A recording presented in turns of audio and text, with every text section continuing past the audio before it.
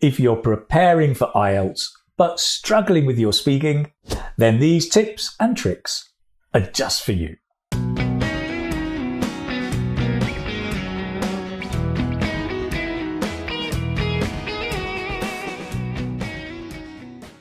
Hello, this is Keith from the Keith Speaking Academy and the YouTube channel English Speaking Success. Now, taking IELTS is tricky, right? Because you need to have a good level of English, to understand how the test works, and to know how to prepare for the test.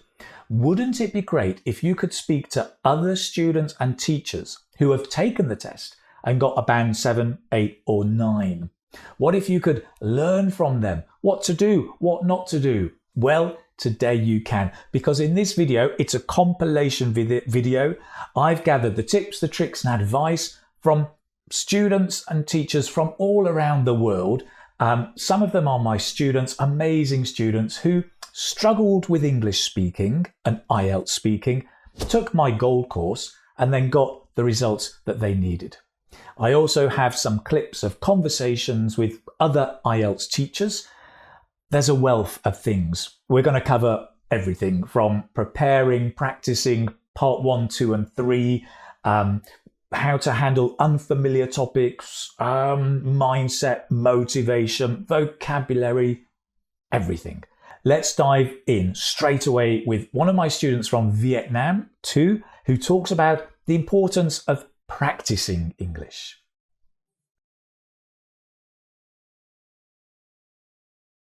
Well, I think when it comes to giving advice, what I would say is that when it comes to learning a language, it's not about knowing, it's more about doing. So the more that you do, the better you'll be. So yeah, especially when it comes to speaking, yeah, you want to put away your notebook. You don't really need it. You just, straight up do it. And I think the biggest difference between a student of a band 8 with someone whose level is below is experience. So you might want to put in whatever you've learned into practice, and that's how you advance in IELTS. And, just learning language in general, not just English, but any language at all. That's great. So spending time with the language is so important. Now, when it comes to preparing for IELTS and IELTS speaking, how do we prepare exactly? Let's turn to Djorbek from Uzbekistan. He's a teacher out there and he's going to give us his advice. What I do with my students, we prepare for common IELTS topics, for example, and you tend to do that a lot in your channel. Like, let's assume in part 1 you should definitely have answers for your hometown, home and work or studies, and all that, your interest and how you spend your weekends and those kinds of questions you need to get ready. And in the same way, in speaking in part 3, a lot of the questions are related to trends, so social trends. So you need to keep abreast of what's happening in the world and then what's your attitude towards that. And I believe the best thing you can do to get prepared for this exam is to look at common IELTS topics, and there are so many websites online, and then you check what common IELTS topics they usually have in the exam, and you prepare for those topics, and it's very likely that you're going to have one of them in your exam. So preparing the common topics is such good advice. There are so many of them, I know. So look at the most common ones first. Begin one by one. Take it step by step. Don't become overwhelmed, and just review and revise and review. Now, that's great. It's hard when we come to prepare for IELTS speaking because we're all very busy people, right? Some of us are studying, working, we've got family. How do you find time? Let's turn to Diane from the Philippines, who gives her take on how to find time for studying for IELTS. Yes, for me, it was really hard. Even I'm not currently working, I am taking care of my 3 kids right now. Right. So it's 3? very hard. Yeah, 3 kids. The whole day is really, occupied already. So I really make time. So when I'm doing the household chores, I am listening to your courses, and I really took your advice that, it's not good that you do cramming little by little, I mean, from the important thing is you need to like have a time, like even a 30 minutes time in a day, but the consistency is what is important. Like you have 30 minutes today, and then tomorrow, and then the next day. You just have to be consistent, because you know we cannot have any excuses that, oh, I don't have time today, because you can 5 minutes and or 10 minutes listening is okay, better than zero. I mean, that's what how I did it. Be persistent, be consistent. Awesome advice from Diane. That's fantastic. Great. We're going to move from the Philippines across the world to Nicaragua to listen to Nestor, who's going to tell us also now about the importance of the structure of the IELTS speaking test. Remember that when you are going to be taking an IELTS, you need to be aware of the structure of the exam. Try to put yourself in situations where you need to speak for 2 minutes or even more, right? The idea over here is not only to focus on those 2 minutes. For example, I'm referring to the part number 2. I'm talking about that part specifically, where you will have the opportunity to speak for at least 10 minutes. You grab a topic and try to develop that topic and try to speak as much as you can. Eventually, the examiner, at the moment of your IELTS examination, it will ask you to stop, and then you stop, no problem, right? But at least you reached that part of speaking, right? And obviously that will help you out. So there is not a magic formula, or there is not a tricky. It's just based on consistency, working on your fluency, pronunciation, vocabulary, grammar range, and coherence, right? Brilliant. And Nestor raises a very, very good point that IELTS speaking is about fluency, vocabulary, grammar, and pronunciation. All 4 are really important. Each one is weighted 25%. So make sure you make sure you cover all 4 of them when you're practicing and preparing.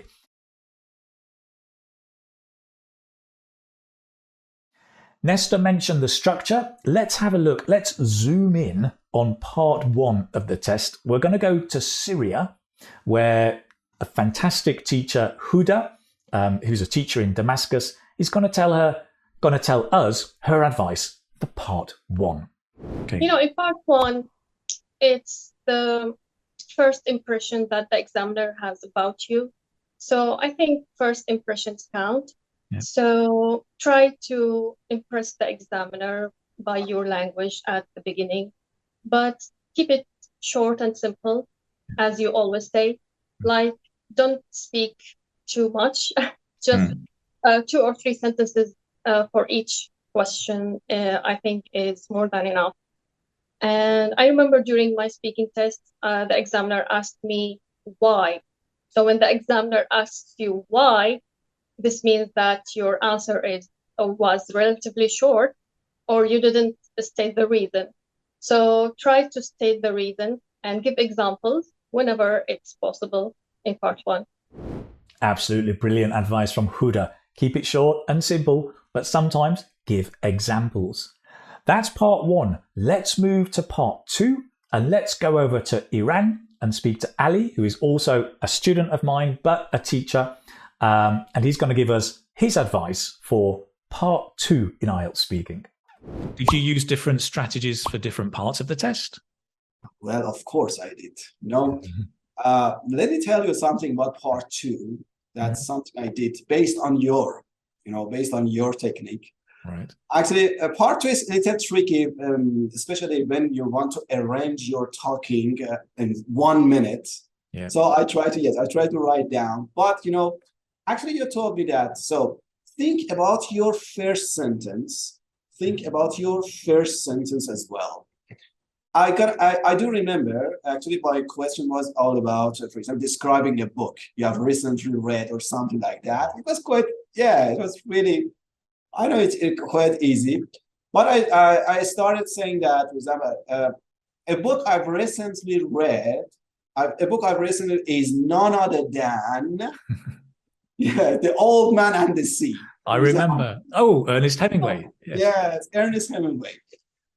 Actually, because I expressed my opinion directly, yes, to the examiner, and it was a great help for me to know what am I going to talk about.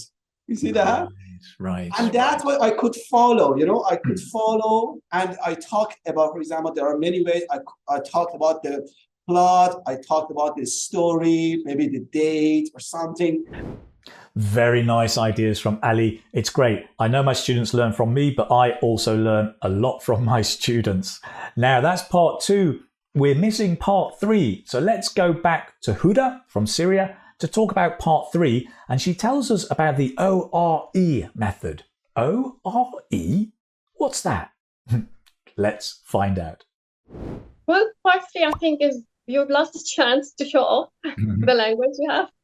So try to do your best to show off the language you have and to extend your ideas, your answers. I think part 3 is more general and you have to keep it more abstract. And it's not similar, or I think part 1 isn't similar to part 3. Part 1 is all about yourself. Yeah. It's all about you. You've got some personal questions about your likes and dislikes. But in part 3, you have to think in a more abstract way, as I mentioned. And you have to think about other people. It's not about you anymore. It's about other people and your society or your culture, your country or other countries. So in part 3, I think the opinion, reason, example is a very good method to follow. And try to connect your sentences with some connectors, use signposting, and try to give examples whenever it's possible. Yeah.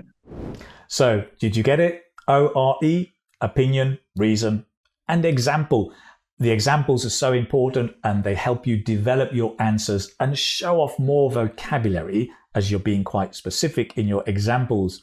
That's great. Now, often students ask, okay, but what if I get a topic I really don't know anything about? What do I do? Do I just say, I don't know? Let's find out what Ali thinks. Actually, I would say, when you don't know about anything, yes, for example, the question is really, really unfamiliar for you. So just go with the flow and talk. Yeah. When you stop, actually, you drop your points and you drop your score. If you stop and you say, for example, I'm sorry, I don't know exactly about this. Wow. It's a really bad idea, Just keep talking. Keep talking about something else. Yeah. For example, have you ever lost your wallet? No, I don't know. But my father did that, and it was about 2 years ago. For example, he was on the train coming back home. Something like this. Exactly, and if necessary, make it up. So if you don't know the topic, don't just say, I don't know. Talk about something. One of the great ways is to talk about somebody else you know who may have that experience or a similar experience, okay? We've looked at part 1, 2, and 3. Now let's step back and look at the bigger picture of learning English, because preparing for IELTS, your foundation is having a good, solid level of English. How do you do that? Well, I guess environment is important. Let's go over to Vietnam. We're going to listen to Datio, who is an amazing teacher in Vietnam, talking about his personal experience on learning English and preparing for IELTS. What about you with you personally? I mean, learning English and preparing for IELTS. What's your approach and strategy? It's more of like in Vietnamese we have the saying, bathe in the language. I don't know if that's the same in English. So like immerse yourself in the language. Yeah, immerse yourself. So I didn't really sit down and cram, English, study from a book or, whatever. I tend to watch TV shows, a lot of shows, and just pick up all the natural expressions and the mannerisms and the way that you carry yourself when you say certain expressions, and the kind of emotion that you have to express. So all of that, I think I picked up from movies and shows. But then you need a lot of time to be exposed to that kind of material. But for students, a lot of the times they don't have that kind of luxury, right? So they need to get a certain score over the course of 3 months or even a month. So it's impossible. So I think that's what they lack. But in order to be an effective user of a language, I think putting in years of exposure would probably create the best result. No, you can't hurry love, and you can't hurry IELTS either. As Datio says, it takes a long time. Building up your language level, it's years of experience and practice. And it is frustrating for students who don't have that time. But I guess the message is prepare early. Start as early as you can to build up that foundation of English language. Now, I also think mindset is really important. Let's move over to India and listen to Shakun, who's going to tell us a little bit about loving English. Actually, I think if I talk about myself, I love English. I don't have to stress too much on learning because I just love this language. Everything comes naturally. I just watch English movies. I listen to podcasts. I watch your videos, and I just do these things because honestly speaking, I don't get much time, with my daughter. Right. So yes, I just it just comes naturally to me. That is so true. Now, if you happen to love English, maybe you're very lucky because you already love English. But for some students, it can be a headache. But I actually think loving English is also a choice. It's a decision you make. You decide, I'm going to enjoy this. Of course, it helps if you have a good teacher, good materials, and you're creating a nice environment. But it is also a decision to say, I'm going to enjoy this. Changing the mindset and starting to love your English can be a big help. Now, love is great. Some people say it's everything. For IELTS, maybe it's not enough. Maybe we also need to be strategic. Let's go back to Vietnam and see what Datio says about being strategic. Right? You need to know the strategy. So it's more a matter of like familiarizing yourself with the tests and just being really strategic when you do certain parts of the test. Like in writing, you need to follow a particular format, and in speaking, you need to know what the examiner is looking for. And I'm getting myself more aware, like forcing myself to be more aware of those criteria. Right. That's how I pushed it to 8.5. Right. Oh, that is so good. Really, to know the criteria, what the examiners are looking for. You can get it public in the public band descriptors. You really need to know the evaluation criteria, especially if you're pushing up to that band 8 or 8.5 like Datio. Brilliant advice. Now, let's move to Bangladesh, in particular, the city of Khulna. And here, we're going to look at vocabulary because many students think, yeah, strategy, okay, I just need to learn thousands of words. Really? Do you? Let's find out what Abir thinks about that. The last one, but not least, I will try to mention is that don't learn huge amount of vocabularies. Because if I talk about the Asians, we love to learn maybe 1,000 or 2,000 vocabularies, but we cannot use that. So I sometimes it's like, oh, it's puzzled. I cannot use everything. I have learned a lot, but it's not working. So don't do that. Learn little or a smart amount of vocabularies. Like keep the portion really low in the beginning. Learn some small things, try to execute that. Then when you are really okay with all the things you had, then try to scale that. Over time, learn more and more and use that. And I guess that's it. Oh, that is awesome advice from Abir. He hits the nail on the head. It really isn't about learning thousands of words. It's about building up slowly and learning to use the words you're learning. and then start to scale up, right? So when you see those videos on YouTube with band 9 vocabulary, ignore them. Even mine, ignore them. Unless you're a band 8 student, that's who they're for. If you're band 5, you don't need them yet.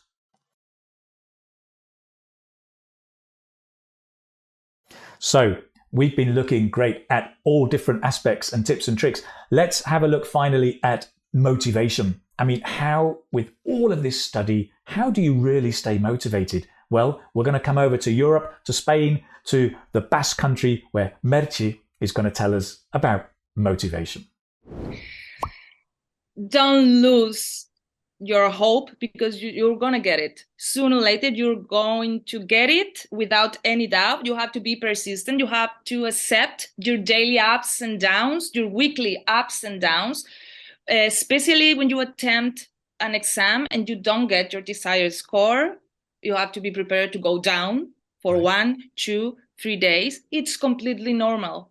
So you can give you time for rest a little bit, and then start again with a strong, with force, with a strength, because it's something that you get it, but it takes time and patience and acceptance of your own development speed, your own improvement speed. You have to accept that and go on and keep on working hard, and you get it. And it's just every day you have to do a little bit. Your English must be in your everyday life. Reading, listening, speaking, writing, just a little bit. It's not necessary you to stay 8 hours without a stop with all the parts. No, but just a little bit. Half an hour today, okay, and 1 hour with this other part. You know, be persistent, but be kind with yourself and understand yourself. That is such a good message from Merche. Be kind to yourself.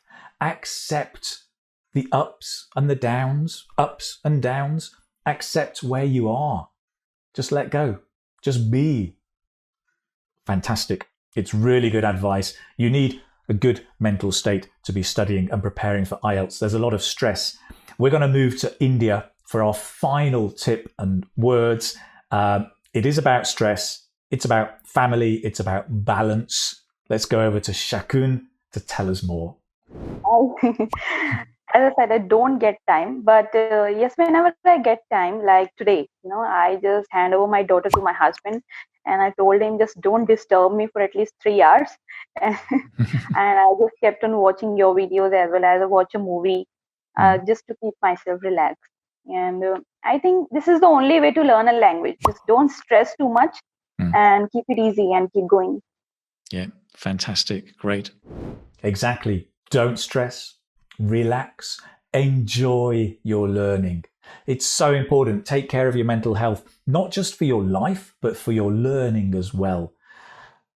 Excellent. I hope you have enjoyed all of these tips and advice. I'd like to say a big thank you to the teachers who participated, to my students who have taken the Gold course. By the way, you can go to my website, keithspeakingacademy.com, click on the online courses, find out about the Gold course. It is there really to help you and support you with all of these aspects of preparing, practicing, handling vocabulary, strategies and approaches, so that you can develop your speaking skills in a fun way and get the confidence to face the IELTS examiner and ace the IELTS speaking test. Thank you so much to all of you for watching, to everybody who participated, and a big thank you to my dad who let me use his kitchen for this video. So thank you very much. Take care, and I'll see you in the next video. All the best. Bye-bye.